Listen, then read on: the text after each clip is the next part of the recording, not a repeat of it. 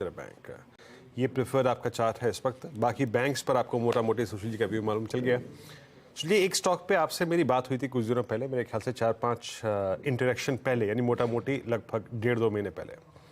आज उसमें एक बड़ा रिवर्सल है। मारुति को अगर आप तत्काल प्रभाव से रीड करके और आज के इस बड़ी कैंडल को रीड करके अपना एक व्यू दें, क्योंकि आज सेल्स नंबर्स पे भी रिएक्ट किया है इसने, आपका व्यू मारुति पर?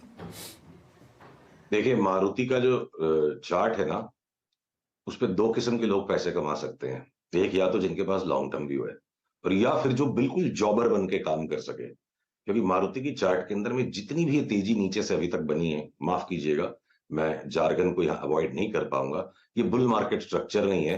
ये लॉन्ग टर्म बुल मार्केट के अंदर जो करेक्शन यहाँ से शुरू हुआ है, उसमें एक्सेसिव मूव दे दिया है। तो लॉन्ग टर्म इन्वेस्टर्स के लिए मेरी ये सलाह है, मारुति से हट के दूर बैठ जाइए।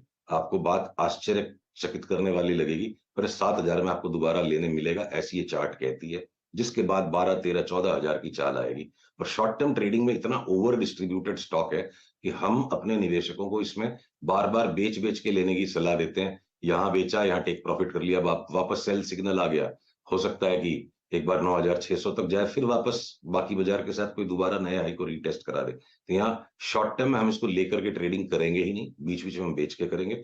और निवेश के लिए मारुति पोर्टफोलियो से निकाल के आराम कीजिए, काफी नीचे वापस दोबारा मिलेगा।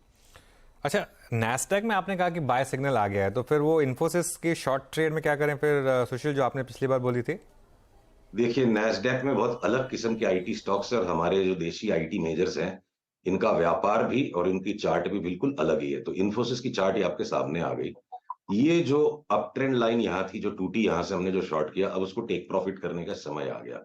टेक प्रॉफिट का मतलब ये नहीं कि हम इसमें ऑटोमेटिकली लॉन्ग करेंगे।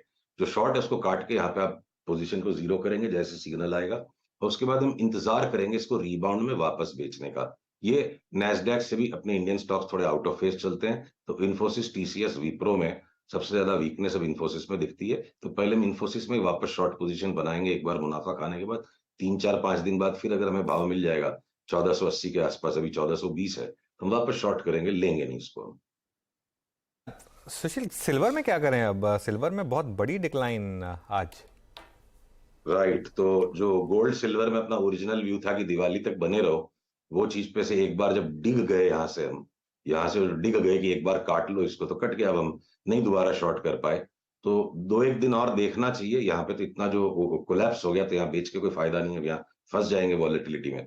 तो वापस कोई बाई सिग्नल अगर आएगा तो उसको लेने का लॉन्ग ट्रेड बनाएंगे। वो हो सकता है 5% नीचे भी आए, तो फिलहाल तो मौका छूट गया। और घटे हुए में अगर रिवर्सल सिग्नल मिलेगा तो लेके काम करेंगे, नहीं तो हम सिल्वर पे इग्नोर करके उसको छोड़ देंगे।